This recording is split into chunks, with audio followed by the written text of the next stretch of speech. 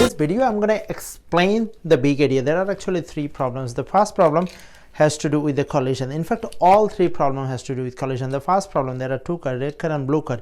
Red car 1 kilogram, blue car also 1 kilogram.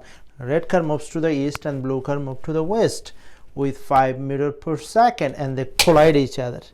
You're going to have to find out whether it is elastic or inelastic collision. Let's take a look. The second collision, again the red car and the blue car. Red car 1 kilogram, blue car 1 kilogram. In this case, the red car is moving with 10 meters per second and blue car moves with 5 meters per second. One moves, red car moves to the east, blue car moves to the west. They collide each other, and you're going to find out whether this collision is elastic or inelastic. Finally, I'm going to take you to the third scenario. So now I'm going to take you scenario number 3. Scenario number 3, red car and the blue car. However, the red car is now 3 kilogram and blue car is now 1 kilogram, and they collide each other. After the collision, they stick together.